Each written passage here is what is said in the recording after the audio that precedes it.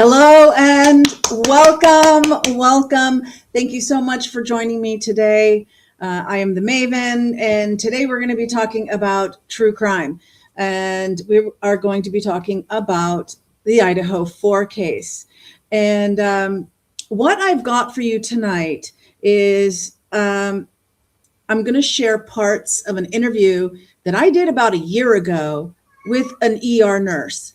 And the reason I want to share this is because the information is still relevant, even with all, this was before we had a lot of the releases, the document release and the photo release. So we have so much more information now than we did back then. But as you'll see, the conclusions and the medical information that we're going to get from this ER nurse is still relevant, and it's kind of hard to find, I think, in the playlist because this was a year ago, and so I wanted to make it easy for people to find, and because I still see things when I'm watching other people's shows, the questions and the comments, people have. How long would this have taken? What about the smell? Things like this are all answered. So I think you will find this interesting. And I've got some notes here where I can skip ahead to different parts instead of like just watching the whole thing. So like when we do little segments, then we can maybe discuss what was said. Okay, so let me put this up on the screen and I'll hit play. We have an amazing show today, and we're going to be talking about the Idaho 4, and I have got with me a guest who is a trauma nurse. Yes. Okay, trauma nurse and care. Intensive care. Yep. Yeah, so I'll let him tell the details about what he's done. But we were having a conversation a couple of days ago. He knew nothing about the Idaho 4 case. He's from Australia, but of course, on the internet, you could learn about it, but he hadn't heard anything about it. And so I was telling him briefly about the injuries and everything and about the case.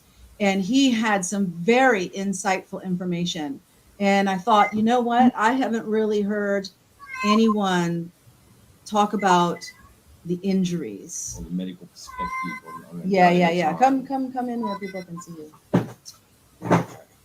Okay, there you go. Yeah. And I'll move this closer. So it'll pick you up fine. Yeah. There you go. We're gonna get this done. That's why I say you could have gone downstairs and then you would have your own little square on your computer. But yeah, we'll do it this way. This is fine. So I want to say, number one, we are going to talk graphically, medically about these details, about what the injuries would be like. He has experience as a nurse when somebody comes into the hospital with these kinds of injuries and dealing with them. So he knows. And so this is going to be a graphic conversation. If you've got kids around, don't let them be like listening to this. Put your headphones on or earbuds or something in, or just watch it later if there's kids around. And if you've got some kind of trigger issue, this might not be the show for you. And so that being said and out of the way, because we are going to just talk freely about this subject. And so I want to share the screen. Well, before, tell us about you. Go ahead. Okay, so my name is Tony Logue. I live in Australia, and I'm a registered nurse, critical care registered nurse. I have my master's in trauma and intensive care nursing. I've worked in emergency most of my time, and I have witnessed some of the most horrific murders, accidents you can see in modern life. When I heard this story, particularly what interested me was the police reports and the timelines of death, of apparent death. It just doesn't make sense. But the detail of why we're going to save to the end. Okay. So I've done some research on basically the main victims of this. The two main victims of this, the one who was unrecognizable, Yeah, Kaylee, and the gentleman who was hamstrung. Okay. Ethan. Ethan was more particularly interesting to me because hamstringing is actually a very, very rare form of injury. And I don't think I've ever seen it in my 25-year career ever. It's actually a method of injury that was used in medieval times basically to render someone lame. But the fact of the matter is it also is a very slow and painful death, and it's usually used to incapacitate someone to watch somebody else be tortured. If that makes sense? That makes perfect sense. Okay. But let's get into like more detail. Okay. So let me pause it there. So now you know who this registered nurse is. His name is Tony. And he looked into everything just the night before recording this interview. It was a live stream at the time. So he had never heard of the Idaho 4 case before. He had no prejudice, no bias or anything toward this case. And he's looking at all the injuries and even the crime scene and things, even though we hadn't seen pictures of the crime scene yet, but what the crime scene would be like, and how long it would. The biggest thing one of the biggest things, I don't know if it's the biggest thing, is how long it would take to inflict these injuries. Okay. So let me, hey, Frugal, good to see you. So you're interested in true crime. I didn't know that. So I'm going to skip ahead here a little bit. Okay, here's good enough. He's just going to mention the smell of blood. Oh, let me get rid of Piggy. Bye, Piggy. As we were explaining the smell, the constituents of human blood. Okay, so most people will understand if you smell blood, it's a constituent of the metals that are in our blood, iron or whatever it is, all the hemoglobin, they come out as soon as we bleed. You can smell those. So the amount of blood in that house, the smell would instantly hit you. It would have been just instant. Right. The fact that it was leaking out of the house also is suggestive of somebody who was taking their time for absolute torture. All right. So. Okay. So I just wanted to get that comment in here. It's better than politics you see online these days. Exactly. So yeah, I'm just going over some different bits and pieces of this interview that I did that really, really clears up a lot of the medical issues that people have questions about. So here we go. Certainly cause mortality. The very act of abdominal evisceration. So when we talk about evisceration, okay, he's going to talk about evisceration. We're talking about Kaylee now. We're talking about the third floor room that had Kaylee and Maddie, but he's specifically talking about Kaylee's injuries right now. In the story, from what I've been told, this person was cut from the sternum to the bottom of her stomach. She was opened up. And see, this when you mention that, that's new. This is from your research that you did yesterday. Yes. You know, and then we went to sleep, and and woke up this morning in time for the show, and so I have not heard that, that she was cut. That that there was, but it kind of makes, wherever you found that, it makes sense because the coroner even was saying it's not all stab wounds. There's slashes, there's gouges. This is the interesting thing. And by the way, let me, because you've got it there to read. He's not reading Google, okay? he spent time researching and getting his thoughts in order and writing it out in an essay. Yeah. Okay. So these are his own words. So I do apologize if it seems a little dry, but I have because some of this information is actually quite complex, and I need you to understand. Yeah. Especially the amount of blood that was found at the scene, and this is why I'm trying to explain this. Okay. Yeah. The very act of Let me pause that for a second. When he says the amount of blood found at the scene, we had not seen any crime scene photos. Okay. So he's making a statement there about how much blood there would be due to these type of injuries. Okay. So let me just clarify that. So now he's going to talk about the evisceration, which if you didn't catch it, I know his voice is a little lower than mine. But evisceration is actually cutting from the sternum down the belly, so like cutting somebody's chest and abdomen area open. That's evisceration.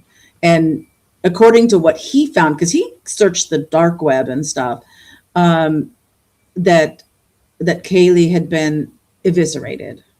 evisceration is to cause complete agony in someone, as well as sometimes, in case the organs are not injured, the person can actually be still alive while they're open. Keeping a person alive and or conscious is part of an act of torture. So in any case, the victim most likely will either lose consciousness at some point due to what we call hypovolemic shock. Okay, hypovolemic shock means a loss of blood, but the very act of opening somebody up will keep them alive as an act of torture. Okay? So if I'm a person that is cut open, I'm going to be in pain. Oh, you're going to be in absolute pain. You're going to be in absolute agony. And I'm going to be screaming. Yes. Unless something was put over my mouth. There is absolutely no way that no noise would have been heard. Because even if my mouth is covered, I'm like that. It's an impossibility. Okay. Even the struggle in itself. Okay. Okay. The other interesting thing.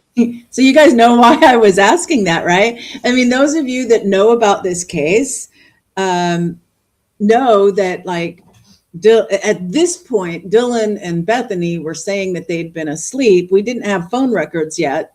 And, that they maybe heard a little I thought Kaylee was playing with the dog, right? They're and now that we have some other security camera footage, we do hear screaming. But at that point, everybody was discussing and arguing about, because nobody wanted to say anything bad about Dylan and Bethany. Oh, they were victims too. They were survivors. And no one was willing to speak out about them. And I was like, no, something's sus. I'm not buying their story. And so that you can tell I'm asking some questions, not leading him for what his answer is going to be, but to make sure we get that information from him that we need. Okay. I think with this victim was the injury to the thoracic cage, which is what we call the chest area. Okay. We call it, like the rib cage. Right. Kind of thing. From what I gathered, this woman also suffered what we call a pneumothorax, which is a puncturing of the lungs. Okay. The second method treated this death, the trauma to the thoracic cage. The conjecture of blunt trauma or penetration, either way, will cause leak into the pleura. Okay. So once the lung collapses, the lung is surrounded by what we call the pleura. Okay. The pleural space. When the lung collapses, all the fluid in the air enters the lung and pushes into the lung and renders that person unable to breathe, but still breathe to a point where they're still alive in some cases. Without intervention, that will definitely kill you. Because you're like using some like upper part or something. There's like a little bit that. So what I'm thinking here is that this person had a pneumothorax on the right-hand side. They were injured on the right-hand side. Which may have caused what we call a tension pneumothorax. Okay. Which means that the air is trapped, moves over, and then starts to compress on the myocardium, on the heart. Uh-huh. Okay. Okay. And so these injuries are fatal, but the person will be able to live for a certain amount of time Mhm. to be in That's pain sad. and to be tortured. Right. Okay. So that's really sad for the family. Exactly. I apologize to the family if they hear about all of this, but we are looking at this realistically from a medical point of view. Now, pneumothoraxes are a common injury, actually. Most people get them, and they can. Okay. So then he goes into a lot of like medical details.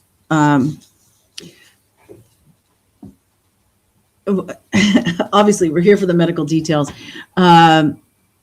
But I thought, you know, in an effort to kind of shorten up a little bit, we could skip over a bit. And then the next thing we're going to talk about is the stabbing themselves. And in general about stabbing injuries. 1620. There we go. Once again, Mm-hmm. the hamstring one is the other one that I really interested me. Hamstring is a method. Before we go, let's finish up let's finish discussing Kaylee. And so in your experience, people who have these kind of injuries that, I mean, I don't know. Well, first of all, have you had someone still alive that comes into emergency that's unrecognizable, or are they already dead and going to the morgue? Okay. But so somebody who has been viciously stabbed, you have encountered that. Yes. So what do you know as a medical professional about this type of crime where someone is stabbed so much? I mean, I know there's FBI profiling and all that kind of stuff. They can talk about it, but the psychology behind these sorts of murders is not just about the murder in of itself. This is a murder about hate. This is a murder to someone that had some sort of grudge, but people who normally kill somebody out of self-defense is usually 1 or 2 stab wounds, which are fatal. When you're talking about 50 plus stab wounds, we're talking about somebody who knew exactly what they were doing. They were told what to do, and it was vicious and it was a psychopathic person but it was professionally done. Somebody who was able to do this did it professionally. Okay, so you got either the person themselves that hated, that had passion. When we say passion, that passion that could have been love turned into anger. Absolutely. Or something. You either have that person directly doing this. Absolutely. Or you have a professional that was told, make this person unrecognizable. Absolutely. It's Absolutely. kind of leans toward one of those two. Those sort of murders are, as you said, they're usually involved with severe emotion. So either jealousy or whatever it happens to be, or they're hired to do this, to do this. Okay. It also makes it very, very difficult to find the perpetrator when they mutilate people like this. He's going to talk a little bit about the DNA being compromised. Okay. Okay. Because the difficulty in finding DNA in mutilated bodies is extremely difficult. Okay. In most cases, the perpetrator who does this will leave their DNA, but it will become contaminated by the DNA of the victim, which makes it very, very difficult to identify someone. Okay. So the stab wounds that she sustained, the initial injuries that she sustained, she may have survived at some point in time, and then the rest of the people may have been killed. But this is a vicious, planned, thought-out attack, without a doubt. Not a crime of passion. Oh, it could be a crime of passion. I mean, in that, like, spontaneous. This was not spontaneous. This was a planned event. Just based on what we know. We don't have all the evidence. Because the timeline that you've shown me does not fit. It is impossible. We'll get to that. Okay. Yeah. Yeah. All right. Okay. The timeline does not fit. And we will get to that and why. So the next bit, he's going to talk about Kaylee and Maddie being in the same bed. And based on the injuries that they each sustained, how likely it went down. If they were both, hey, Gibbo, I got the flirty giggles. Yeah, so we have, Kaylee and Maddie in their bed. Now that is under the presumption that they were both in the bed at the same time, possibly sleeping. All right, because a year ago, we didn't have so much more information that we have now, where there's a lot of other theories going on. In particular, like if I gotta get Tony back on now for an update, knowing these injuries, knowing the amount of blood, and that photo of that bed where Kaylee's head is like where her head apparently was at some point, and it just has a small, a round blood stain that doesn't even cover the whole pillow. It's just one round blood stain that would have been like under her head. I would love to get his perspective on things like that we know now. But so what he's going to talk about now is really based on the presumption that the attack occurred with the two women in the bed at the same time. Okay. Okay. And so Maddie, we don't really have much to Oops. I'll just let it go.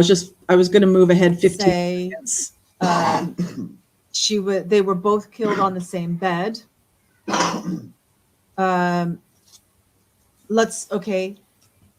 If you've got two people in the same bed, and there have been people that have wondered, did Kaylee walk in on the person killing Maddie or whatever? But no, I think it's pretty safe to say that they were both sleeping in the same bed, because Kaylee had all her bedding packed away. She'd already moved out of the other room. Okay, so she's just staying for the night. She's staying in the bed with her friend. That's a normal thing. Okay. And so the killer or killers come in. You've got two people on the bed. Knowing what we know about, we don't know a lot about Maddie, but knowing what we know about Kaylee, could Maddie have been alive in the bed while that is taking place on Kaylee? If it would, let's go with the police say it's one killer. So if it's one, if you have two, obviously you can have, okay. So the injuries sustained by these two people in that one room. Two people. What were those injuries? Were they? We have Kaylee that had the 50+ wounds and unrecognizable. Cool. And we have Maddie, who the only thing we can surmise is that she had multiple wounds. No, Maddie would have been killed first. Oh, sorry, there's a little pause. Would obviously be the slicing of the trachea and the carotid arteries. Okay. Mm-hmm. So basically, once you do that, you slice the trachea, you reduce someone's ability actually to talk and to breathe. Okay. Once you slice these two arteries here, which are the carotid arteries, which supply your brain, our brain uses 15% of our blood volume. So at any given one time, when these arteries are sliced, it takes at least 2 minutes for you to die. Okay. So it's a very quick death, but it's painless. All right. So the person, So I didn't know that. The person may have trauma from the feeling, but they would die within 2 minutes. Okay. So its brain death is very, very quick. Okay. All right. So any additional we don't know that her neck was slashed. But if I'm looking at it from a logical point of view, that woman would have had to have been killed first. There is no way that killer would have been able to do that and then do what she did. To do what he did to Kaylee, he could not do what was done to Kaylee if Maddie was still alive. Absolutely, there's no way. Right. Because obviously there would have been self-defense involved in that as well. Mhm, We don't know mhm. whether or not she had defensive wounds either. Okay, that's the other thing. No, don't nothing know. has been said about defensive wounds on Kaylee. But she was not. She was recognizable. No, Yes. Maddie was recognizable. Yeah, Maddie was recognizable. So supposedly. she was killed I mean, quickly. nothing was ever said. There was debate in the chat room, you know, like on Reddit or whatever. There was debate about, was it Maddie that was unrecognizable or was it Kaylee that was unrecognizable? But I think in the end, it finally got sorted out that it was Kaylee. So she would have had to have been killed first and very quickly. Maddie would have had to have been killed first quickly to be able to spend the time to needed do with Kaylee. exactly. Okay. All right. So I think that's, unless we want to talk about like the strength involved, if we want to go into. Okay. Yeah. So now what we are going to talk about next is the strength that that you need in order to stab somebody and stab them multiple times. What type of exhaustion happens? How long does it take? What happens to the knife when and such? I'll let him talk about it, but that's what we're going to talk about next. What does it take for someone to do? I mean, Okay. strength wise or whatever. To kill someone like this would have had to be somebody who was extremely strong, extremely adept at what they were doing. In order to mutilate a body and stab someone 50 times, you would have to be quite a fit gentleman to do this, quite strong, and you knew what you were doing. Mm-hmm. The mere fact of driving a metal blade into somebody Mm-hmm. is extremely physically demanding to do, and over again it's physically demanding to do. So what about adrenaline? In a killer like this, Mm-hmm. adrenaline probably didn't have too much of a part. This is probably done by somebody who knew what they were doing. Okay, Mm-hmm. So driving a blade 50 times into somebody, what you've got to understand is that you're breaking through cartilage, you're breaking through bone, you're breaking through all this. So in most murder cases, blades will break. And that's how they find. Most blades will break, especially after multiple stab wounds. Okay. Mm-hmm. In this case, there was no blade break, so this was done by a professional. Not that we've been told, right? But there was. So to stab someone 50 times, you would have to have spent at least 15 minutes doing that. This person was a strong, tired individual. There is no way, I believe, from what I know, that this could just be some frat boy kind of. Mm-hmm. Somebody who's skilled in hunting. Maybe. Maybe. But once again, that physical demanding ability to kill someone at that point, and all the rest of them. Because we're just talking one person. Yeah. So if you know the case, you know what I'm getting at, like with the questions, because can we move the dial toward somebody or away from them? Because definitely there were some people that were that had shared a lot of hunting photos on their social media, military, if you know, let me hit the play. One person, yeah, that's what makes me think it's professional. It has to be, because.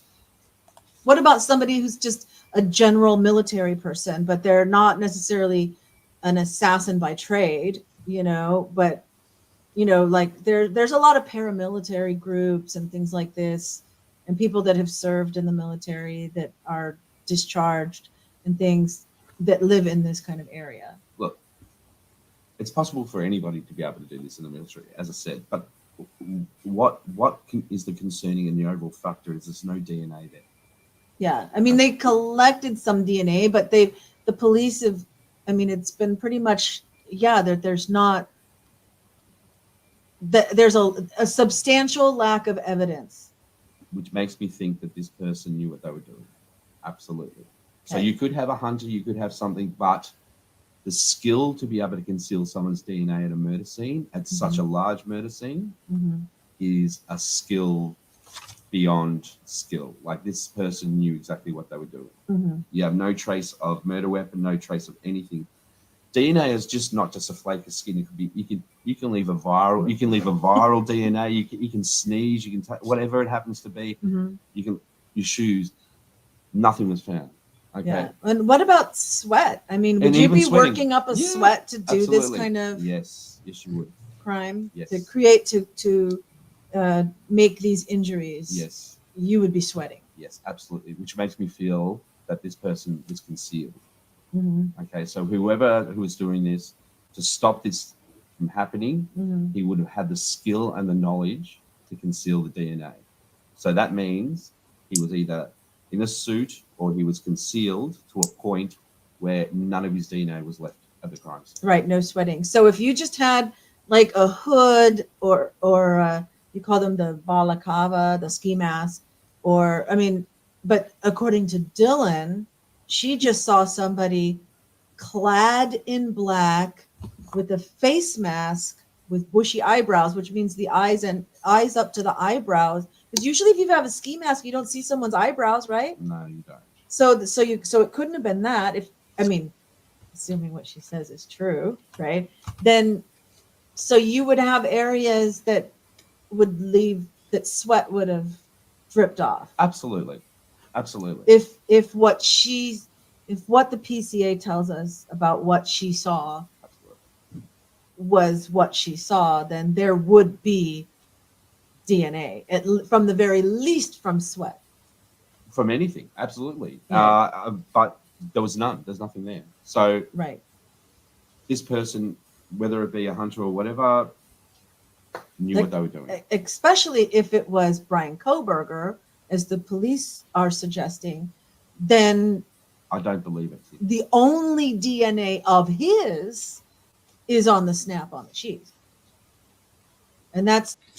And so I will clarify again, if you missed this was a year ago. So now we know that it's been changed, that it wasn't on the snap, but it was on the strap. But at this time, the law enforcement had said they found the DNA on the snap. touch DNA. That's So he would, I've that wouldn't be, even as much as you study criminology and stuff. I mean, it's not that level of professional. Most likely. that gentleman would not be, I don't believe would be capable of doing that. What we know of Brian Kohberger, if he did not leave if there is no DNA in that house except for on the sheath, which is what we're led to believe by the police and the PCA, then it would be unlikely, or there's like no way that he would be at that level to No, inflict these injuries. And the fact he's passed in his degrees in criminology, and that why, if you were going to murder someone, why would you leave evidence like that behind? Because you're in a frenzy and you don't notice it? No, this is no frenzy. This is a planned attack. You don't leave something behind like that. You leave something behind like that to frame someone. To divert the investigation of somebody else. And you're not saying necessarily the police, but if you were the killer, you would leave something like that behind. Absolutely. To frame somebody else take the attention off of yourself. So you can even look at someone who organized this, let's say, and said, we've got this person's this belongings, let's put this here, leave it at the crime scene.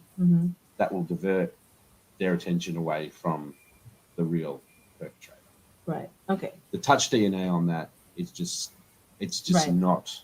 And I think where Okay.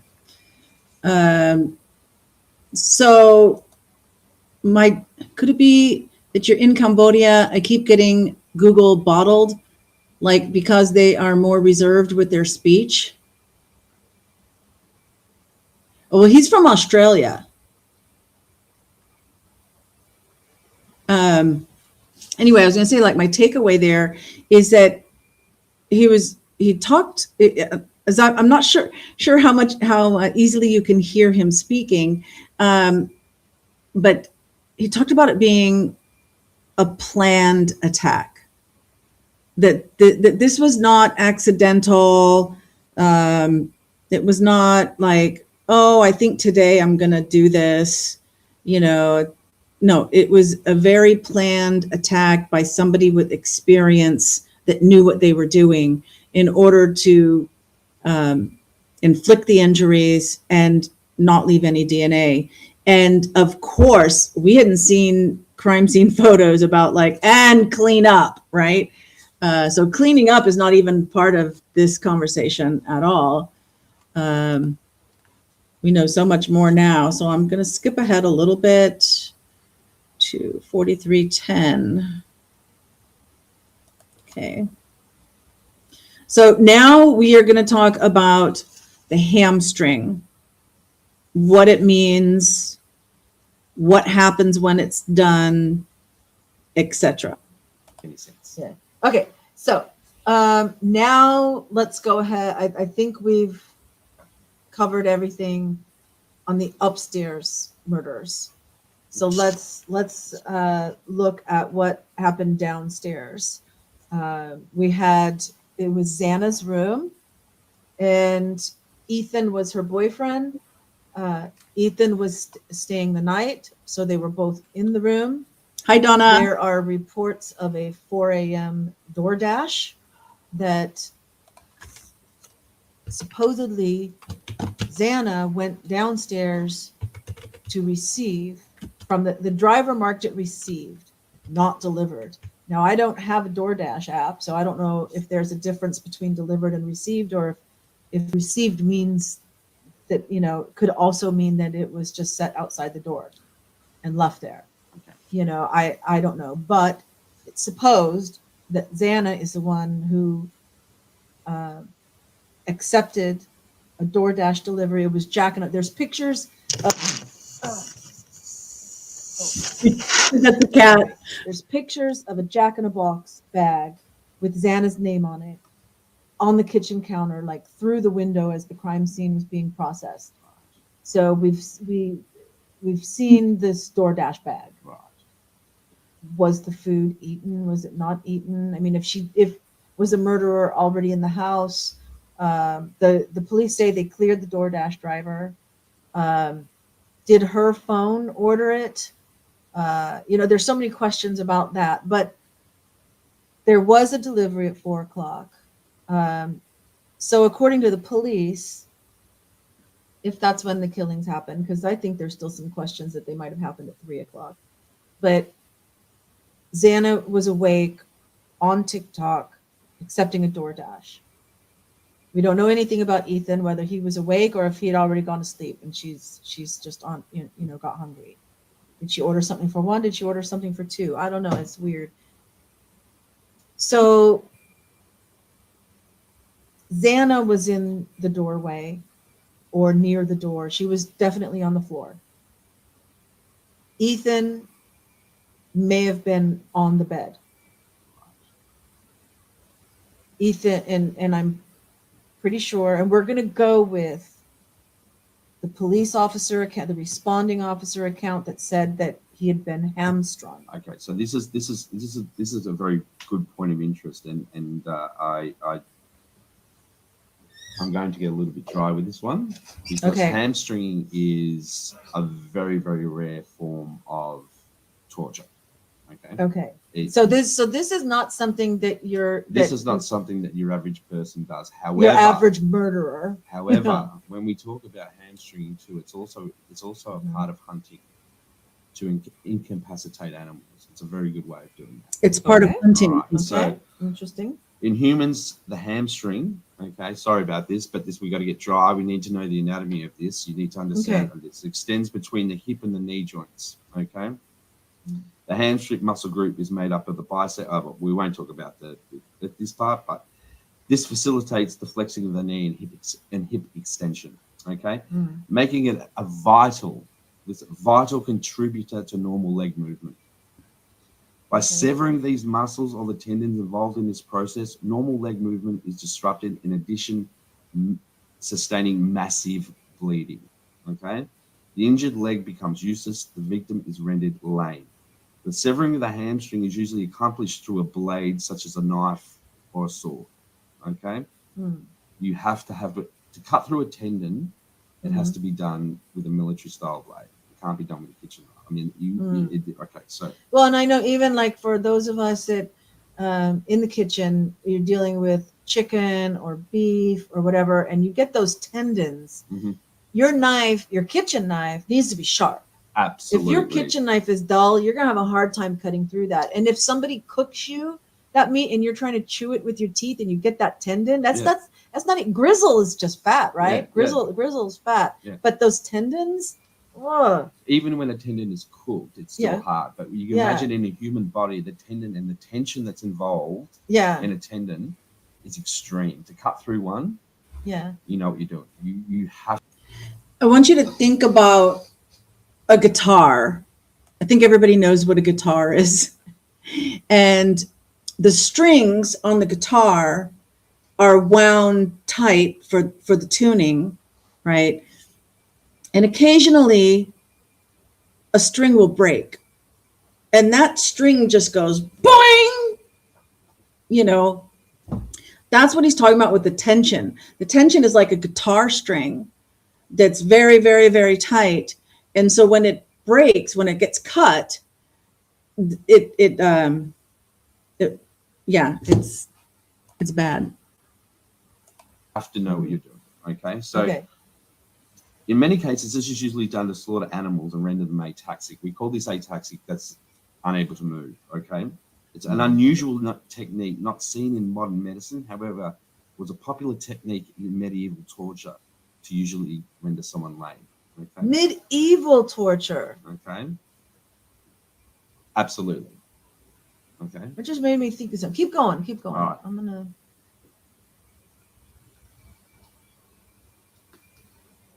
Go ahead. No, keep going. Yeah. Okay. So the posterior knee joint. So when we talk posterior, when we hamstring someone, we're talking about. When I talk posterior, we're talking about behind, not in front, not in the knee, but behind the knee. Okay. The posterior knee joint also includes the popliteal artery, which can be severed in this form of injury. Like any untreated arterial injury, this will cause severe blood loss. Okay. However, it can be slower and a more prolonged process. However, in the case of murder, adrenal tachycardia, which is a speed up of the heart, can speed up the process of death. In this case, it can be contributed to keeping someone alive to witness the death of another and render them incapable of assistance of the victim. Oh, let me just show you. Here's a K-bar size, showing a K-bar size. Yeah. By the way. Okay, go ahead. So that sort of knife would do the job. So. Okay. I know you haven't. Did you see this in your research? This image? No, I didn't. Okay. So I think most of you guys have seen, because you mentioned medieval. It just clicked about this. You know, this is the Sigma Chi in Idaho. And for everybody, let me see if I can. Okay, if I open the image in a new tab, and then I share this tab, we can do that. So, sharing the screen. Well, that certainly looks like a medieval helmet by any. Let me see. So if I go here, and then why am I not sharing that tab? Because it's showing the whole screen. Okay, wait. Let me. Technical difficulties. I was new back then. I'm sorry to interrupt, but at least you have it in writing, so you can like go back to it. I mean, when we're done looking at this window. Okay. So there. So I think most people, if they've been following this case, have seen this picture. This was prior to the murders. I apologize that it's kind of small here, but it's the Sigma Chi frat boys just play acting and stuff, but they've got these medieval helmets on and they're holding a K-bar. And most people, I think, have seen this picture early on. The Sigma Chi were just like, playing. All right. And so they're just acting or whatever, but they've got these like medieval helmets on. They have a K-bar. And people have always said, did police check, like, do they have their K-bar? They have a K-bar. Did police take, swab it, say, okay, where's your K-bar? I want to see. Oh, well, we don't have it. Or like, oh, well, here it is. Did they even ask? They would have to have. I mean, look, if the injury sustained would have been a knife of similar description, that is probably one of the first things you'd want to know. You'd want to DNA swab that to see what's going on. However, in multiple murders, it can be difficult. But at the end of the day, I don't know what to say to that picture. That really fits into my narrative, to be quite honest, because in modern day times, when people incapacitate people, they normally slice the Achilles tendon, okay, which is a much more painful way of doing it. And again, a person won't die. Yeah. To hamstring someone, you're slicing through the popliteal arteries as well, and that will definitely kill them, but it will kill them slowly. Okay. So it will definitely kill them, but it will kill them slowly. I'm just trying to piece together why that happened. Okay. Either that was done because he was trying to escape, or it was done for him to witness what was going on. Oops. To witness what? To witness what was going on. Which would have been to Xana. I'm just like checking to make sure that like we're on the YouTube. But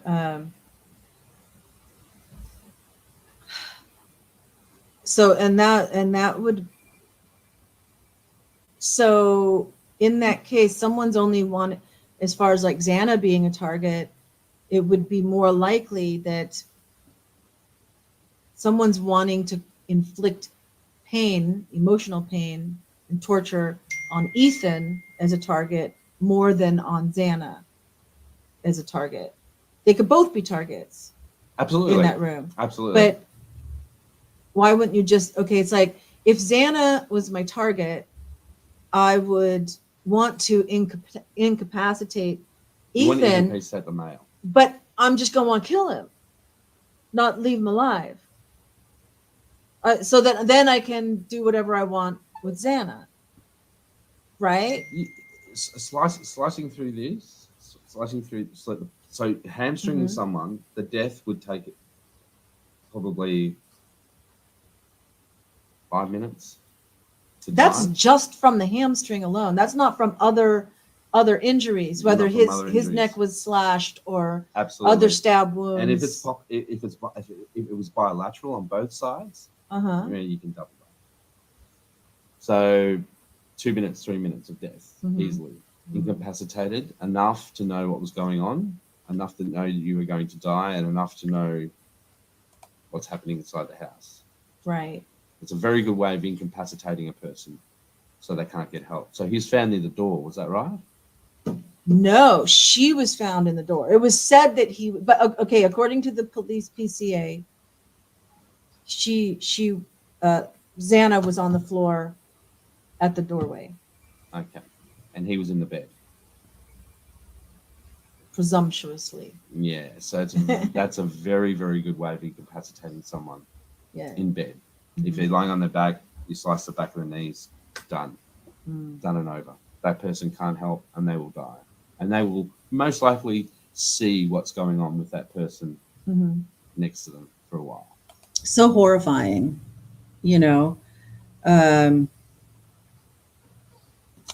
that these victims went through all of this, because it wasn't just about killing them, it was about torturing them. And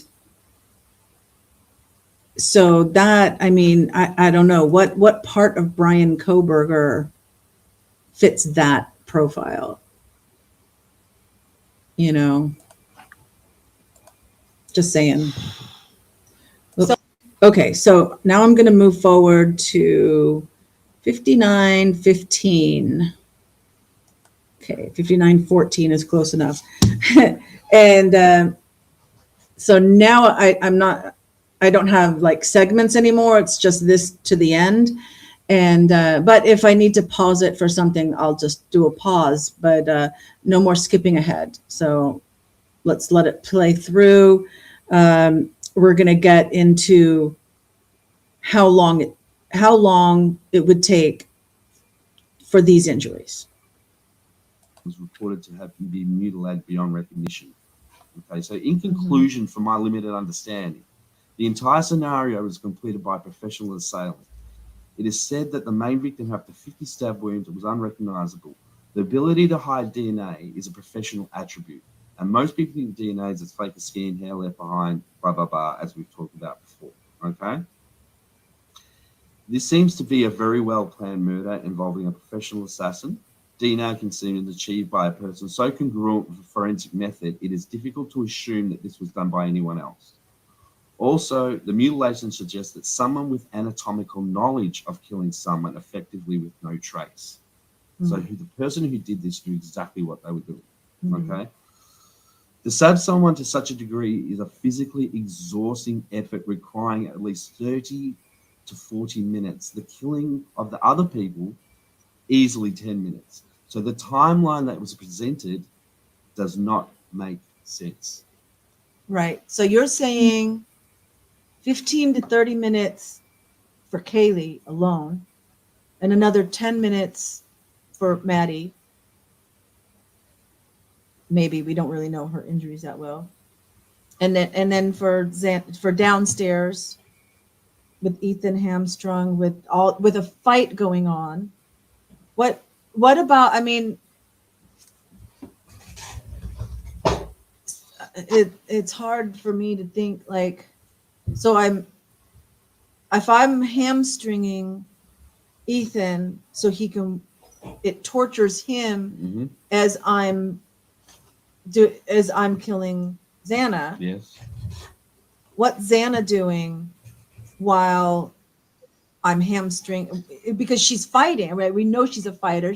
Her dad says she's a fighter. It was one hell of a fight down there. There could have been like chairs turned over and things strewn about. I mean, it might not just be injuries. We don't know the evidence of the condition of the room for it to be one hell of a fight just by the injuries or by everything. So how am I if I'm going to Ethan, Xana's jumping on my back or something? The way I would see the scenario, or vice versa. Yeah.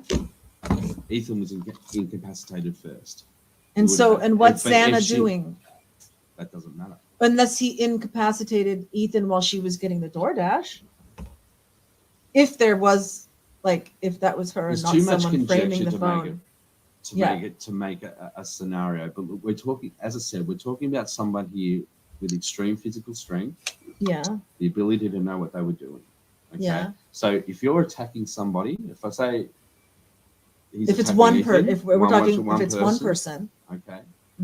All it takes for that man to turn around is just punch her in the face. Get him off, punch her in the face, get her off, do what he has to do. And the hamstring. And so from the victim's perspective, if I've been I'm a 6 foot something guy, I've been my hamstrings have been cut. Not only that, but your popliteal arteries have been cut as well, so you're bleeding out at the same time. So I'm bleeding. Am I in pain? Oh yeah. Am I screaming? Yes. Okay. Absolutely.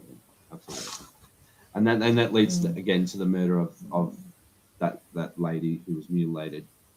There is no possible way that there was no noise. There was no possible way that whoever survived in that house did not know what was going on. It would have to have been one hell of a fight. Right, is what was said. And here, I know you guys don't see, but here's the Mama Kitty. And here's so it's one hell of a fight. There's noise. Not only is there noise and there's screaming, and there's altercation. Describe from a medical point of view the blood, the smell. I mean, what's the timeline on the, so Dylan says that because Bethany doesn't say anything.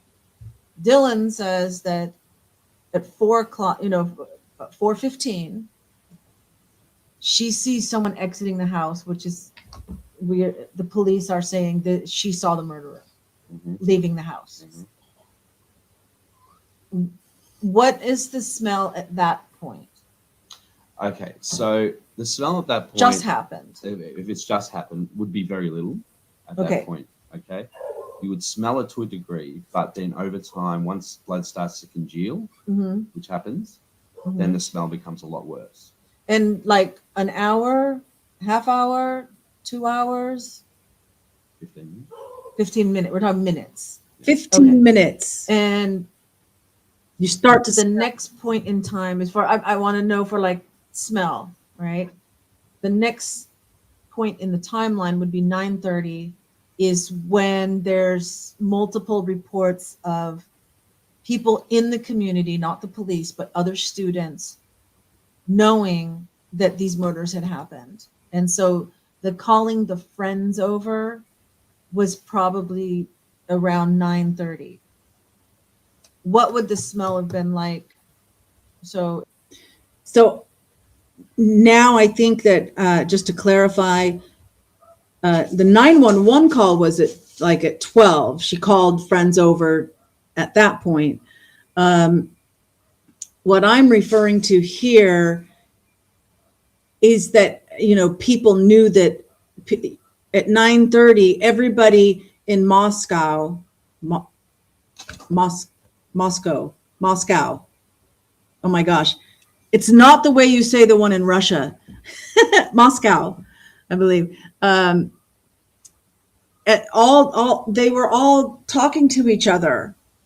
So at least by social media and apps, they were telling each other. Okay. So that's why I said 9:30. I don't know that they actually invited any people to the house, and that's how they knew. It could have just been social media apps. But I could also have been referring to the fact that the only way people are going to know is if Dylan and Bethany tell people. And so if Dylan and Bethany are telling people using the apps, they're awake. I think that's actually the point that I was making. So if they're awake in the house, telling everybody on whatever social media apps that something went down, and just the point, if they're awake in the house. All right. We know that they were awake for a lot longer. They didn't sleep until 9:30. There was only like 1.5 hours that they were not using their phones. Once we saw the phone records, they were awake the entire time. Okay. So that's the point I'm getting to here. And what would they have been smelling in the house while they're there? Which is why I don't believe they were in the house. If they happen at 4, 5, 6, 7, 8, 9, 5 hours? Instantly, you would open instantly as soon as you were, even before you open the door of that house, instantly. The whole house, it would permeate the whole house. Absolutely. At that point. Yeah. And absolutely. You'd probably be gagging. Absolutely, you would. Yeah. And by 12 o'clock, we know that when the police got there, the one that I read that I can't find says that when they entered the ground floor, the first floor, that we call it in America, we say first floor for ground floor. When they entered that door, they were hit by the smell.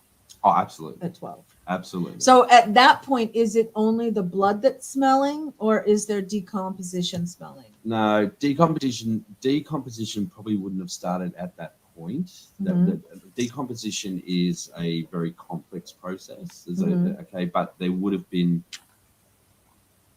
the smell would not have been from the bodies itself. It would have been from the desangulation. It would have been from the blood. Okay. Okay. Plain and simple, because the constituents of our blood the best way to put it is that we have a lot of metallic constituents in our blood. Good example of that is iron, hemoglobin. Okay, so they're the smells that start to... And copper and Right. zinc. Once death occurs, decomposition will start, but you won't get a smell until that person starts to rot. Okay, Right. There's certain processes within the human body, especially the bloating and the processes that cause That would take longer. that takes longer. Yeah. So those things start. And quite frankly, I'm not sure, like if it had been a couple of days before they were found, which it wasn't, but when you have that many stab wounds, and various sacks that are... Absolutely, Donna. Donna says smells from the body releasing body fluid. It's maybe you can't type blood.